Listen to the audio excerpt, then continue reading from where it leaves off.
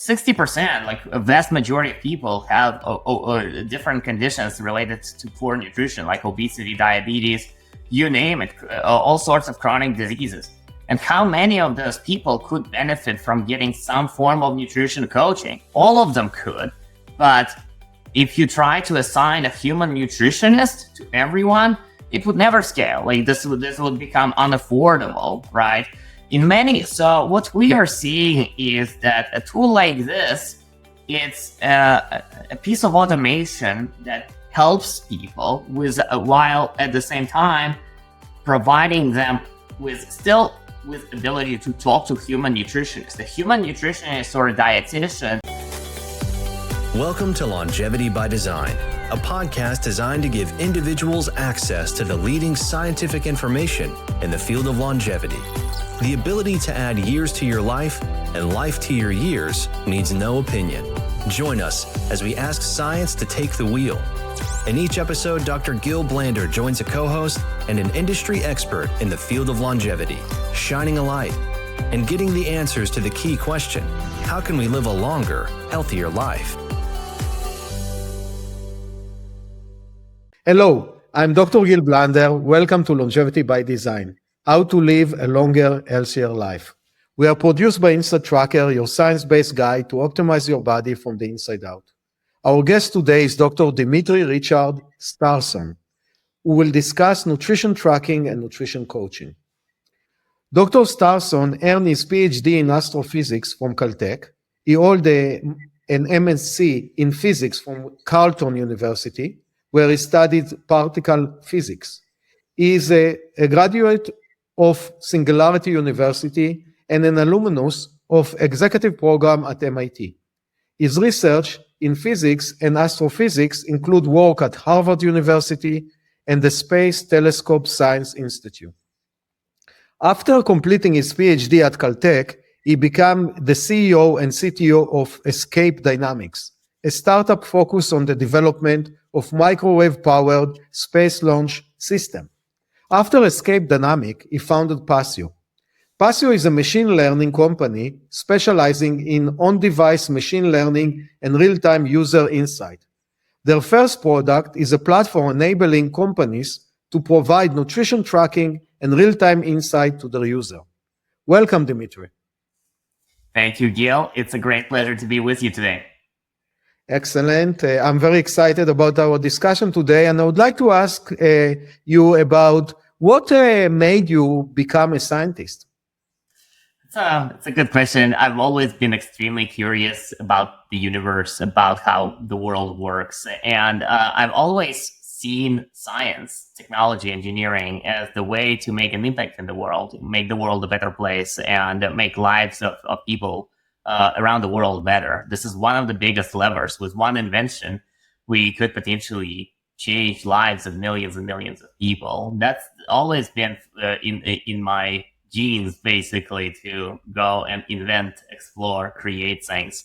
That's probably what the core impetus of what led me to science and then engineering, and then also building companies, because through companies we are able to leverage the scientific research and scientific work, as you guys are doing at InsideTracker.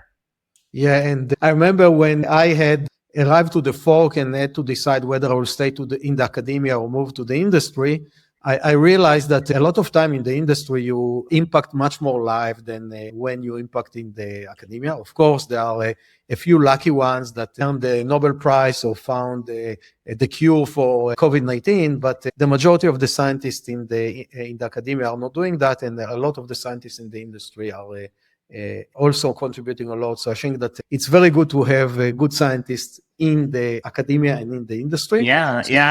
I can completely resonate with this. I've been insanely lucky in my life, and the academic work that I had the privilege to do was just an absolute blessing in my life. I worked in places, one of the organizations you mentioned, I had just insane privilege to work at Space Telescope Science Institute.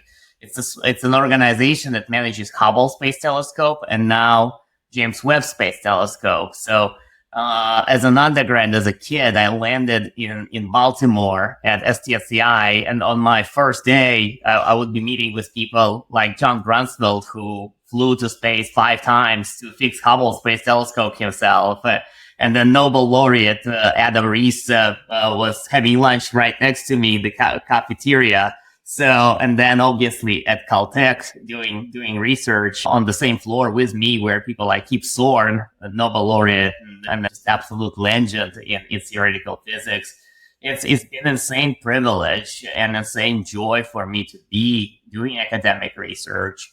But at the same time, I always have been way too hungry in my life to make a bigger impact and starting companies, building products, and bringing those products to millions of people.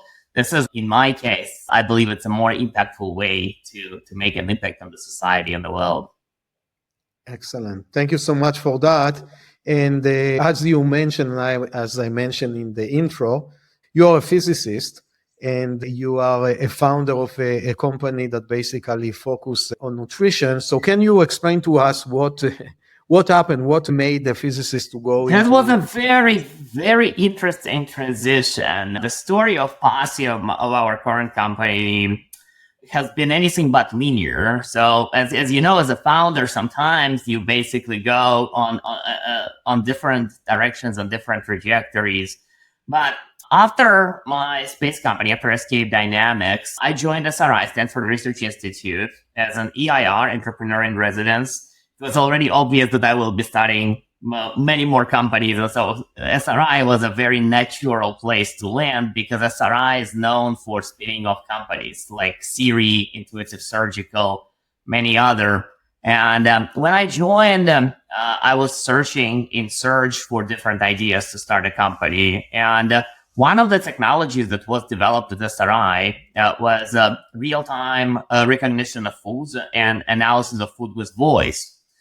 But it was also very clear to me back in 2018, 2019, that this decade, the 2020s, will be dominated by companies integrating AI into their applications, and that every application in the world will eventually become AI-enabled and fully personalized. And it was also fairly clear to me that enterprises and companies that work, for example, in healthcare or in nutrition or in fitness, they will not necessarily have expertise or wouldn't necessarily even want to build AI-powered nutritionists or AI-powered components that are required. And integration, as you know, integrating AI nutritionists into an app is anything but easy.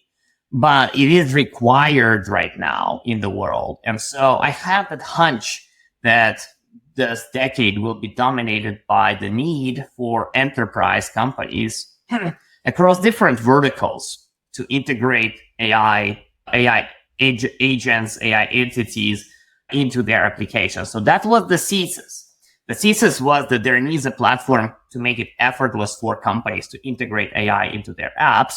We selected nutrition as our first vertical because first, SRI already had a substantial amount of work done, funded by the National Institute of Health, and they've done joint research with many organizations on this topic. So there was a body of work already created. And the last but not least, through my entire life, I've been doing different sports. And for a very long time, I've been doing triathlons, which basically means that when you are doing triathlons, especially when you are like doing 6 to 12 hour races, you need to optimize your nutrition down to a T. And so I happen to know the food tracking industry exceptionally well because I've been the participant in that. So I knew all of the pain points of optimizing your nutrition down to a calorie and selecting the proper diet for endurance. I've experimented with ketogenic diets way before they were popular. Right now, every time I see Brian Johnson's blueprint, I smile because I basically discovered the same blueprint and followed it for many years. Very similar diet way back, starting in like 2010 to 2012, way before Brian discovered it for himself. So I've been a consumer of the technology that we eventually developed and what Passio is bringing into the world right now. So those were the three key pillars that led Passio to become where the company is right now. Okay, thank you. And just a full disclosure, at InsideTracker, we are using Passio as our service to under the hood for our nutrition deep dive. And I think that I did a deep search for technologies that we can use to integrate into InsideTracker, and definitely Passio was the leader, and that's why we decided to work with you. So can you maybe provide some a bit more color to what Passio is doing and what separates you from other platforms? Yeah, no, this is a wonderful question. And this has been such an interesting journey. When we initially even connected with you, Passio started with food recognition. So the initial hunch for our AI module was that food tracking is an important component. Historically, food tracking has been pioneered with just search, right? MyFitnessPal was one of the first successful plays in this game. And you were able to type the names of food and would find the foods in the database. But we both know that food logging is challenging. And so the first step that we came up with is if you just take a picture or scan the food with real-time scanner, it simplifies the solution for you. We invented several key components back in 2018, 2019, 2020, including volume estimation for food. You can point your phone at the food, it tells you how many grams of food. We invented the system of an architecture of a neural network that runs very efficiently on the phone and recognizes foods while you scan those foods in real time. So all of those things were kind of our invention, that we combined SRI's technology with Passio's IP to build real-time on-device food tracking. And this technology was already very helpful. So for example, we worked with MyFitnessPal for a long time to help them develop their technology, their scanning technology, before they transitioned to an in-house solution. And we've been working with many other companies to bring this real-time on-device computer vision. But we also always knew that this is not the end of the road. This is not the final step of the journey, because some people like taking pictures, others like to scan food, others like to talk to their phone, others like to type. And so we always knew that the direction that we're trying to take is to build a full AI nutritionist, basically a system that can do what a human nutritionist would do. For example, track your food, listen to you, create recipes for you, provide you with nutrition coaching, accountability. And this is what we finally, over many, many years of effort, we finally are right now at the stage where our nutrition AI SDK is able to do all of those things. You can take a picture and we recognize all of the foods. You can take a picture of your coffee and it will ask you a question: did you add sugar into the coffee? You take a picture of it, or you scan your burrito and it asks you, is this a burrito with chicken or is it a burrito with beans, right? You, instead of taking a picture, you now can speak to it and talk and describe your entire day of eating with foods, with amounts, and it recognizes all of those foods. It started finally after many, many years of really hard work. It's like this year, it finally started to work like magic. Basically, the recognition finally got from 8 out of 10 foods to, we recognize now not just all of the foods, but in many cases, we recognize foods that are also invisible. and getting this tracker to work, it took tremendous amount of effort. But right now, our technology, so our Nutrition AI SDK, is a module that combines all of those types of APIs, from food tracking to recipes to voice logging to coaching to personalized recipe advice. Essentially, we attempted, and now we're very essentially close to success, to create a fully comprehensive AI nutritionist with food tracking and AI coaching. And we build it in such a way that companies like InsideTracker and many other customers that we're insanely privileged to support, they can integrate that module into their application fairly quickly, way quicker than it would take to build something like this on your own. And we also ensure that we maintain the system so that you don't need to worry. So, for example, if you are relying on underlying infrastructure of Google or OpenAI, there is a substantial degree of variability in responses from AI and neural networks. We kind of are a layer above this that tries to protect our customers and ensure consistency, performance, and lack of variability, undesirable variability. So that's the product. Our product is essentially a full SDK that allows companies in healthcare, fitness, nutrition to very rapidly deploy food tracker and AI coaching inside of their app. Thank you so much for the detailed background. And the listener or the viewer that will look at us say, okay, so will replace a nutritionist or dietitian? What will be your response for that? No, so there is it's an interesting question, and we are hearing this right now in the news. Every time you go on the news, somebody is against automation, but this is not what we are seeing at all. What we are seeing is that today in the United States and around the world, especially here in our country, 60%, like a vast majority of people have different conditions related to poor nutrition, like obesity, diabetes, you name it, all sorts of chronic diseases. And how many of those people could benefit from getting some form of nutrition coaching? All of them could, but if you try to assign a human nutritionist to everyone, it would never scale. Like this would become unaffordable, right?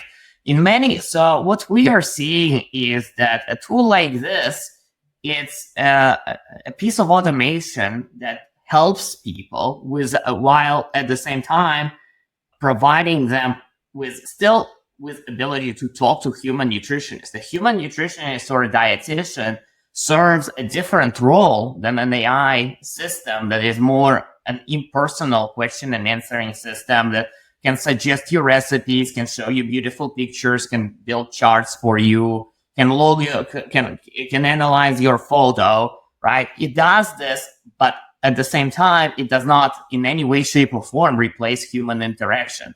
It just allows us to bring this technology and bring those partial solutions to more and more and more people to make them healthier, while making the efficiency of human nutritionists higher, because we give them beautiful data. If you, for example, don't need to ask your patient what they've been eating, but rather look at the dashboard because a user logged their meal, it basically gives you as a nutritionist, as a practitioner, as a doctor, much better tool. So to give you an example, we asked doctors and healthcare professionals, we did a survey at Passio, how many of you would benefit or improve the quality of care by seeing food logs or nutrition logs and what your patients are eating? Over 95% or close to 95% said, yes, this would improve our practice and this would help us make better decisions and improve the quality of care for our patients. But only around 10%, less than 15%, if I remember correctly, said that they had any knowledge or any visibility into what patients are eating. And so there is this massive gap that AI tools can close to help those doctors. The 95% of doctors, they would benefit from something like this. So this is kind of one way to answer this question, but I'm also personally technical optimist. I think every time we as humans create better tools, better automation, especially intelligence tools, the society benefits. I believe that AI will not replace jobs. It will create so many new jobs. It is incredible to me how many new opportunities AI opens right now. So I'm on the other side, but I also can hear the side of the scary part of the AI stories. Yeah, I agree with you, because what happens is those tools create a lot of data. And then you need someone to analyze the data and make sense of the data. And so I think that that's the next layer is, you will have what a person consumed in the last week or months or year. But then you need to, okay, is it bad? Is it good? What is good? What is bad? How can I compare him to, I don't know, his peers or other? So I think that there will be a lot of work for either humans or another AI that sit on top of what Passio is doing, like, for example, InsideTracker, that taking that and providing to the end user an additional information that he can easy for him to digest and then come and say, okay, I need to do A, B, and C. And that's exactly what a nutritionist or clinician can do. The caveat with clinician is that they don't know and understand nutrition. So I think that they need to get educated a lot. So I think that that's something that somehow our society need to solve, because an average physician receive an education of maybe 20 hours all over. Only 20, tens of hours and not more. This is where AI nutritionists can be helpful, not just to the member, but also to the provider, to the doctor itself.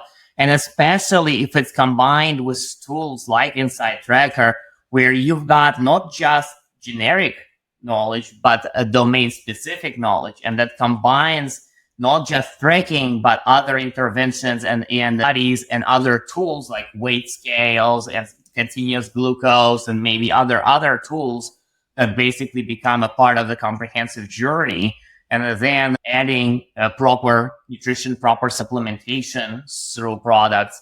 It's a very complex system. And I think not just we're not replacing the need, with better tools, we are creating opportunity for more and more interesting developments in this industry. So I think the more interesting and creative intelligence tools we put in place, the more they will be consumed and the more opportunities there will be for human nutritionists to actually leverage it and scale their businesses.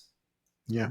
And I think that as a follow-up, there is a huge challenge with nutrition tracking, and that's the data accuracy. So it's not only the accuracy of the scanning of the food, which I agree with you, it's getting better, but it's also the accuracy of when the person fill this log or scan his food, he can decide whether I want to scan it or not. And there is a lot of research that show that even with all of those tools, what a user reporting is usually can be up to 50% underestimation, or if you look just on the calories. So how can we solve this problem of basically the user come and say, hey, I ate a chocolate, I won't report it because it's not good? Right. No, this is, look, we're all humans. This is the unfortunate reality. And if the person does not want to track or weigh themselves in, it becomes, if there is no data input, AI is not particularly helpful. But this is where things start becoming interesting with AI nutritionists. So with the scanner, with computer vision, with voice, now after one of the things that we did notice with our product is when we just had typing, the usage was low. When we added computer vision, the usage grew a little bit. When we added voice logging, the usage grew quite a bit. So the easier you make it, the more streamlined the logging process you make, usage grows. But there will always be the ceiling of the human nature. Oh, I just ate that chocolate. I'm not logging that chocolate, right? So that's where the other component, which is an AI nutritionist component, could come into play. We don't know whether what will be the ultimate implementation, but if you now have a friendly AI that kind of nudges you and starts talking to you or sending you emails or asking you questions, maybe in conjunction with a human nutritionist that kind of connects with you on a more personal level. Before we had those conversational chatbot AIs, this was not an option, but now it is. And it can talk to you like a human would. And maybe you would share this chocolate log with your AI assistant and would not actually share it with your human nutritionist because you feel ashamed to share this with a human. but you're completely comfortable sharing it with AI because it's not a human. And this will actually be very interesting. As a society, as humans, we've actually never faced the choice before. So it's not a proven fact that you will be more open or more frank with AI than you are with human, but that's one of the assumptions that we are exploring right now. And then there is another layer of Gil that we are definitely seeing. There are situations, a lot of situations where just making nutrition tracking easy is sufficient because you are forced to track your nutrition. It's not an option for you not to. And as you know, we are often dealing with situations like this. If you've got diabetes and you need to monitor to balance your insulin in your blood, you don't have an option not to know how many grams of carbs are on your plate.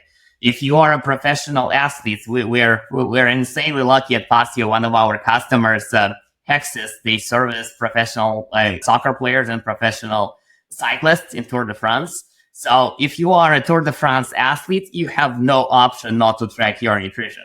Like you need to know down to a gram what's on your plate every single day, because the next day you're jumping on a bike and will be pedaling for a day. If you mismanage your nutrition, you're done. Like this is not an option for you. And so for those people, just the improvement of the quality of tracking is a very, very big deal, because for them, it just saves time, makes things easier for them. As a Longevity by Design podcast listener, you understand the value of improving your health for today and for all the years ahead. And if you want to live your healthiest, longest life possible, you need to understand what's going on inside. At InsideTracker, we take a personalized approach to healthspan optimization that eliminates guesswork from your wellness plan. InsideTracker analyzes blood biomarker and DNA data, along with physiomarker data from fitness trackers like Oura Ring, to deliver personalized food, supplement, lifestyle, and exercise recommendations that allow you to take control and improve your health span. And for a limited time, Longevity by Design listeners can get 20% off at the InsideTracker store. So if you're ready to receive a personal health analysis and data-driven wellness plan to optimize your body for the long haul, then it's time to start inside. Visit InsideTracker.com/podcast to get started today. That's InsideTracker.com/podcast to get started today. I see the answer for this question divided to two parts. One is a behavioral, as you said, and we need to convince the end user that basically we are helping him or her. And basically, if he is hiding or she is hiding something, it's not good for him or her, because then we, whatever is not coming in, how can we respond to that? So that's the first one. And the second one can be a technological improvement. For example, I'm sure that you are aware of a Google Glass that used to be in the past. Think about me with a glass that I have a camera all the time on me. The glass will detect the chocolate that I'm eating, I'm not reporting, and then maybe it will report it. And it also might be seamlessly, so I don't need to scan or I don't need to send. She can just sit and say, hey, and we see that it's somehow coming to my mouth. Okay, Gil ate 2 pieces of chocolate, and then it's there. So I think that it's a mix of both, and I think that we are somewhere in this revolution. And it's similar to the car industry revolution for electric. We started with completely gasoline-based cars. In the intermediate, 10 years ago, we had a lot of hybrid, and now we are receiving more and more fully electric, and the battery become better. So we are somewhere there in this revolution of personalized nutrition. And it's very important for us to know what people are consuming. It's really cumbersome process even today, but it will become better and better and easier and easier. And I think that what you guys did in Passio is that you really brought it to the next level in a way that I believe that at InsideTracker we can use this platform. Before that I said, it's no way, nobody will use it. Now we are in a place that we can use it, but I think that it can still be like 10 times better in the next few years. Right. And this is actually what we just observed. Obviously, we've been extremely grateful to you guys. You joined our platform and we started to work together when we had just kind of real-time on-device recognition. So you were early. And what we started to see in August, September, we've not even fully shared this with your team, but the computer vision that we have in our latest implementation, the one from pictures and from voice, the voice logging, to say that it improved dramatically would be an understatement. It recognizes now everything, including invisible stuff. I was doing like every demo I do right now. It just works. You can take a picture of a plate with 20 foods. It will recognize all of those 20 foods accurately.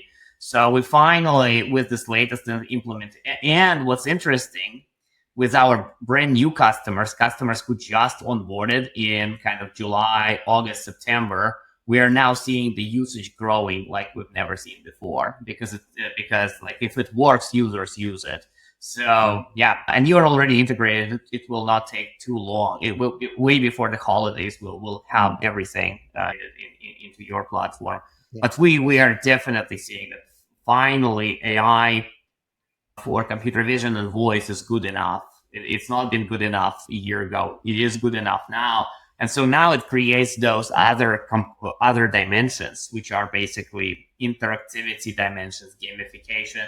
At this point, the database and how do you present this data is becoming much, much more important. We are seeing this, but we may be at the stage where we finally figured out the computer vision and voice component.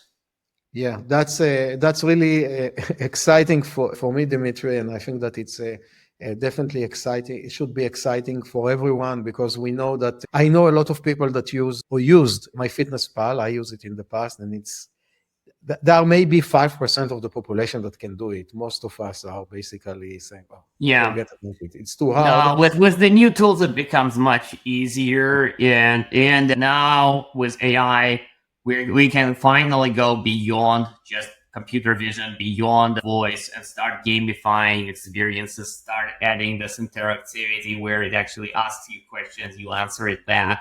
So I think we will go from 2 to 5% of the population being able to do it to 20 to 50% of the population. And then there will be 50% of populations who will never do it. Problem, if you don't want to and you don't care, nobody can force you to do that. I agree with you 100%.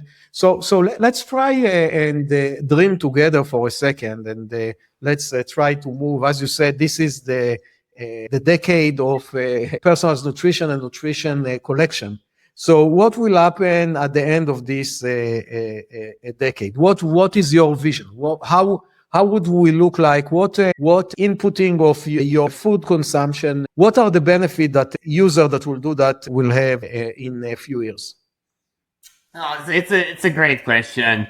I really like this question, and there is both positive. I have both my extreme techno optimist hat and a little bit of my kind of realist hat. Maybe let me start with the realist part, because it's a little bit depressing, and then my techno optimist part, which is very, very exciting for me.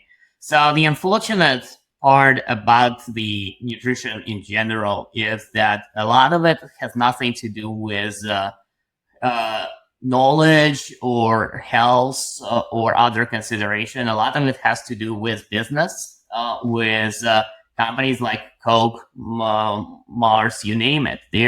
They're making tremendous amount of money by selling foods that humans should not be putting into their bodies. And this cannot be ignored. And it has nothing to do, again, with knowledge, nutrition, tracking.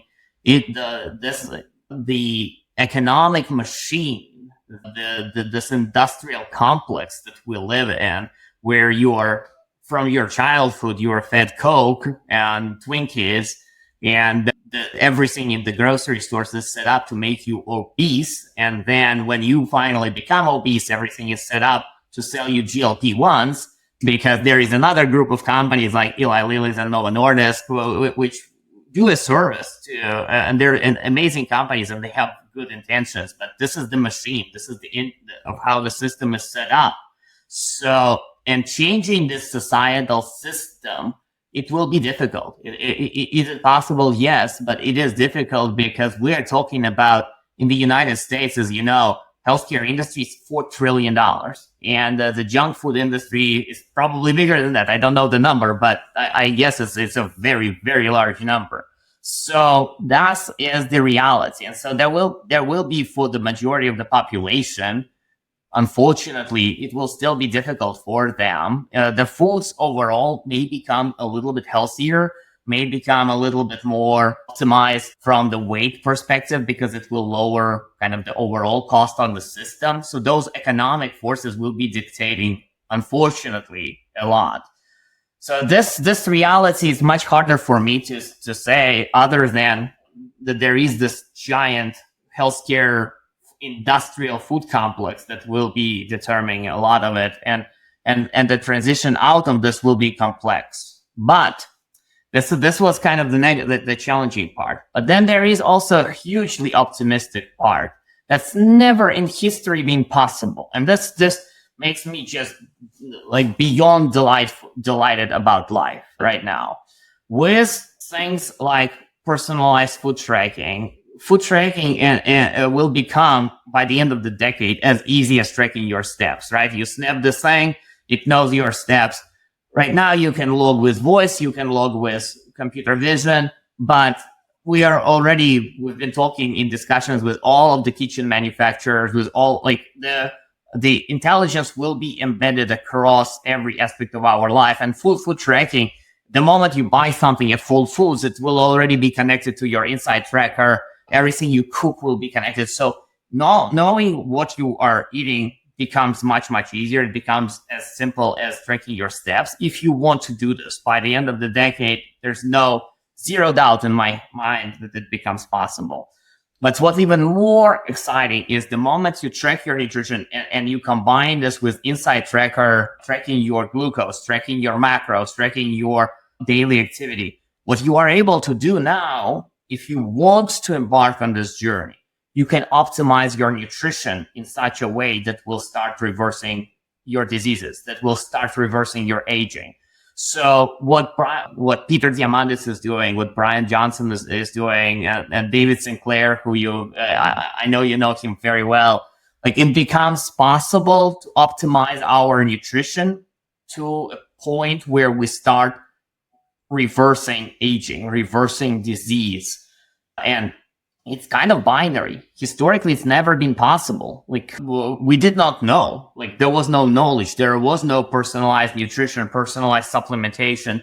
And now, with the power of AI, with the power of personalized nutrition, it is for the first time in history becoming possible. Like, every time I optimize my nutrition, I feel more energy. I feel younger right now than I felt years ago.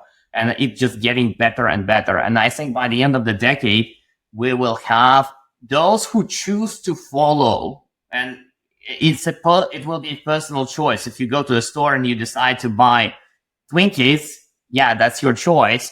But historically, we never had the choice of something better, of selecting things that are actually good for us, and knowing this scientifically, knowing this for a fact that it's not just, we don't need to guess, should I eat kale or should I eat beef? You will be able, with the knowledge of your blood glucose, all of your biomarkers, plus the knowledge of your environment, plus the knowledge of everything else that goes on in your life, you will be able to optimize your nutrition and know that, like, everything that I'm eating right now is just fine-tuned for my body to slow down my aging down to a fraction, if not start reversing many of the age-related diseases.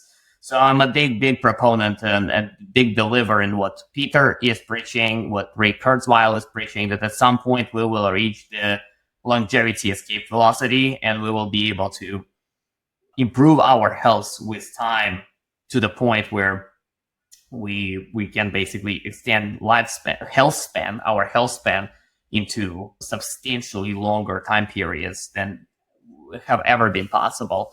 And it will be available to people who choose to do this. It will both be available, possible, and less expensive. So it will become much more democratized. But this positive thing, it will always be colliding with industrial complex that tries to monetize our desire to eat Twinkies. Yeah, no, and I liked your analogy to the pedometer or counting your steps. So if you go, I don't know, 20, 25 years back to the time that Fitbit wasn't around, and it's literally less than 20 years. And before the first pedometer came, I don't know, 30 or 40 years ago, if you wanted to count steps, you have to walk and say, oh, what, 1, 2, 3, 4, 5, 6, 7. That would be rather difficult. Yeah, that's where, in my opinion, we are right now with the nutrition tracking. But now with what Passio is adding, and let's say as you said, maybe on my glasses I will have camera all the time, or my refrigerator in my kitchen will have camera. And so on, then suddenly it's become from a lot of work to seem less. So basically, automatically, the data is collected. The same with Fitbit. Today, you receive Fitbit or any other smartwatch, you receive the steps. Now the question become, okay, so what? What can we do with that data? And that's going back to your point before, that everyone is worried, okay, we won't need nutritionists. No, we need nutritionists because then you need to analyze and provide recommendation and insight and make sense from the data. And then when you have that, a lot of good things can happen. As you said, we might have less diseases, we might live better, we might make better choices. Think about it. If I'll have a camera on my glasses connected to Passio, and I will look and I will see, you will see that I'm attempting to eat, I don't know, M&M, and immediately my earbud will tell me, Gil, no, it's not good for you right now. Don't eat it. Immediately, on time. Right. And then, say, okay, I'll go to the apple, maybe. Right. Hopefully. Yeah, and what's even more interesting, it will know, like in your case, it may just say don't eat it, and you will be okay with this. But with other people, it may talk very, very differently, because like you are self-conscious, but other people are not self-conscious. But what's interesting, AI may be able to figure out how to talk to a person who is not self-conscious. Maybe they need more of a soothing conversation. Yeah. Or maybe they need more of a carrot. Maybe they need more of a stick, right? Yeah. And that's what AI is actually insanely good at, and is becoming. I'm already seeing this with both our AI nutritionists, but also like I do obviously write code and do some engineering. And every time I get frustrated with AI, for example, I start expressing my frustration in language. But what happens is AI is actually calm and peaceful, and it will, no matter how many curse words you drop at it, it kind of calms you down by being patient with you. And this is like, I'm about to explode, and this thing is just coming back as a patient responder and just coaches me to take a breath. It's interesting how AI can serve as this buffer and soothing element in our lives. Absolutely. And if we'll continue the example, so yeah, maybe he will tell me, Gil, don't eat the M&M and I'll go to the apple.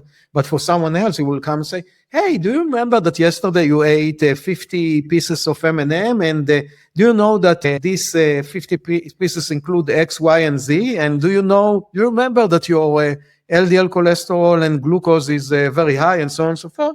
Okay, you want to eat M&M? Try to, instead of eating 50 today, count and eat 10. It's better less than nothing. So there are, as you said, there are a lot of approaches, and what is nice about what is nice about AI, that even the best nutritionist cannot be with you 24/7. The AI, it's not problem for it to be with you 24/7, and also to learn what works for you and what doesn't work for you. Are you, as you said, are you the stick person, or are you the carrot person? So there are a lot of exciting future in this domain. And I completely agree with you that nutrition for me is the last frontier of the black hole right now for most of us. If you'll ask me even, Gil, what have you ate yesterday? It will be, maybe I'll remember the highlights, but definitely I won't remember what I ate. But if you'll ask me what you ate a week ago, I don't think that even the smartest person in the world will remember what he ate a week ago. So collecting all of that data is so valuable, because then suddenly it's opened the black hole and you see exactly what you ate, and then you can start making some sense about how your nutrition influence your performance. It can be athletic performance, it can be the boardroom performance, or can be any other performance, or how it's influence your disease, and so on and so forth. So definitely there is a lot of it in the future. Yeah, and another interesting element, and it's much less clear to me how this will play out, but another interesting element of this will be going back to the healthcare industrial complex. As you know, if you drive Tesla, for example, right now, and you're insured by Tesla, they kind of know how you're driving, right? And we all have health insurance. We've been privileged to partner and work with Elevance Health for many years, and we are now powering other health insurance organizations. Right? If you are adhering, if they are paying for your obesity drugs, for example, they will be very substantially incentivized to actually ask you to use AI nutritionist in conjunction. So there will be some form of economic incentive. If it becomes easy to track what you're eating, there will be an economic incentive for health insurance companies, for example, to provide you with better economics or to punish you, which is both very, very scary, but also if done right, it can be positive. I still have my big reservations of the Big Brother watching for me, but I'm this is I've never enrolled in those car programs that offer you discounts for your driving, because I don't want me to be monitored. But then with Tesla, it's kind of not even an option not to. So it becomes a part of your life. So and it may become a part of many people's lives who where the incentive structure is shifted because AI can monitor you. Now, it's both a scary proposition, but this is something that's likely to somehow penetrate our society. I agree. And in the end of the way, if it's positive for the user, for the person, I don't see it as so negative. I'm sure that a lot of other people are saying, oh, that's my personal life. I don't want anyone to know if I ate, let's go back to the M&M versus the carrot. But at the end of the day, they are paying for that. So I think that there is right. So exactly. At some point, you need to make a decision. Do you want your absolute freedom, or do you, in which case you pay $2,000 a month for your health insurance, or do you want to pay $200 but enroll in your AI nutritionist program? So there will be some form of that modality and options that users will have. Historically, this wasn't an option, right? Right now, there is an option. And so I'm pretty sure that economic models will evolve that actually incorporate this AI nutrition coaching into the health insurance industry as well. Yeah, and you can see it in the United States. In each state is a bit different. And I live in Massachusetts, and next to us there is a state called New Hampshire, and their slogan is "Live free or die." And basically, they don't want. Yeah. They don't want any regulation, and like a driver can drive there without an helmet, which is in the Massachusetts, you will get to, I don't know, you will at least get a ticket.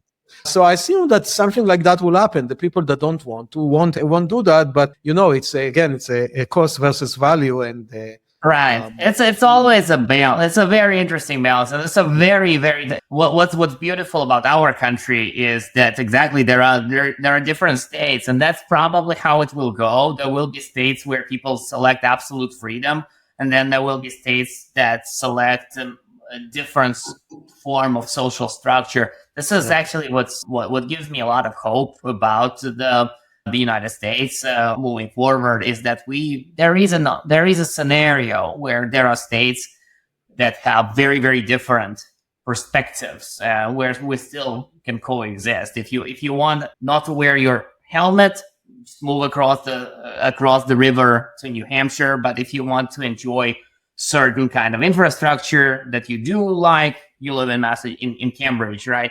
Yeah, that's I think it can be worked out this way. Yeah, I agree. So, Dmitry, that was a very exciting discussion. And I always like to finish the interview with receiving a top tip for a health span for our experts. So what is your top tip for health span and longevity? Wow, I've been trying to optimize every ounce of my performance for way too many years and discovered many things, both from nutrition perspective, lifestyle perspective. But nutrition has played major role. I can maybe share a couple of very short stories and lessons that I've learned. So when I was a student, and throughout my entire life, I've been working 24/7, basically 16-hour days, 7 days a week. This is who I am, and I enjoy it.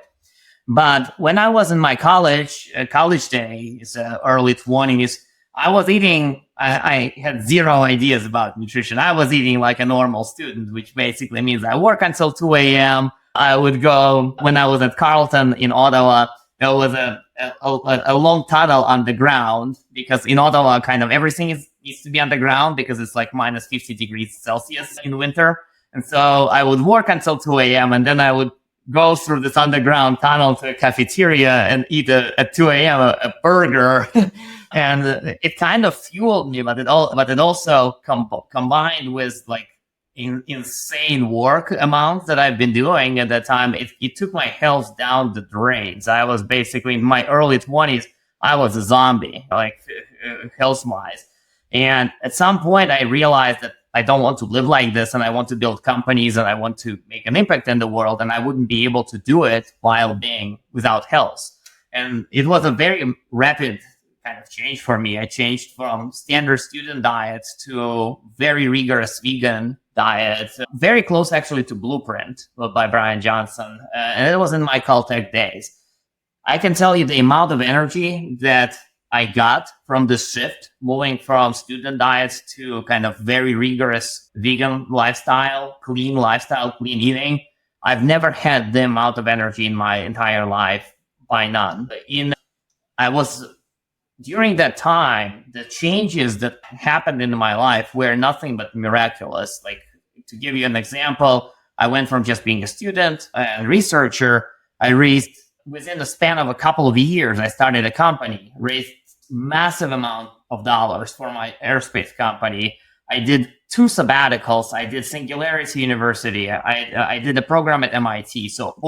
And I finished the PhD at Caltech, which basically means to say that I had insane amount of energy by shifting the diet would be a big understatement. I wish it happens again in my life sometimes, but that was one big discovery. If you are a hard worker and you are eating not in a clean, conscious way, there is a massive life advantage to be gained by shifting to clean diet and just improve nutrition. It's a big lever in life.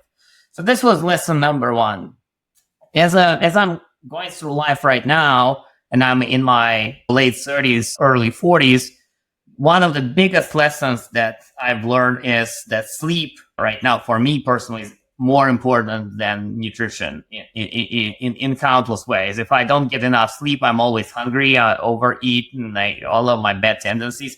So for me, sleep became one of those superpowers that kind of, if I just sleep enough, the performance I'm getting out of myself is massively different.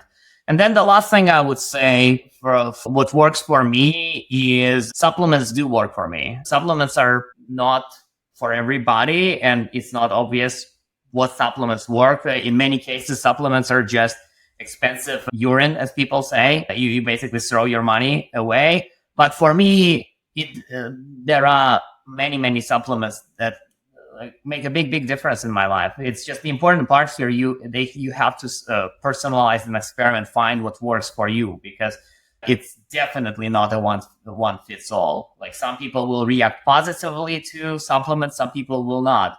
And in my case, over the past 15 years, I found things like, for example, the most obvious example in my life it's a very simple example, but obvious. I had to wear glasses. I couldn't see well. I couldn't drive without glasses. And then I discovered lutein as a supplement. I started after a year of taking lutein, my vision has been better than it's ever been in my life. So no glasses for the past 15 years. And before that, I couldn't drive without glasses. So that's one of those examples. But again, it's very personal. You need to find what works for you. So those are the three things. Basically, optimize your supplements for yourself with personalized nutrition, with tracking of your nutrition. Second, definitely sleep. Sleep is the NZT for me, it's of our time. There is nothing that makes you limitless more than sleep. And then number 4 is if you are on the student diet, shift to a clean vegan diet. It will give you 10x boosted energy. Thank you so much for your wisdom, Dmitry. And I think we are coming up on our time. And again, thank you so much, Dmitry. We are looking forward to exploring the research in the field of longevity each month with you and the leading scientists. For more information, please go to www.InsideTracker.com/podcast. Again, thank you so much, Dmitry. Of course, Gil, thank you so much for having me on the podcast, and huge pleasure working with you. Look forward to many, many more discussions and collaboration. Thanks for listening to Longevity by Design. Please subscribe to this podcast on Apple, Spotify, or YouTube. Longevity by Design is powered by InsideTracker, a personalized health optimization platform that helps people improve their lives by improving their bodies from the inside out, using personalized, science-backed recommendations for nutrition, supplements, and lifestyle changes. To learn more, visit InsideTracker.com/podcast.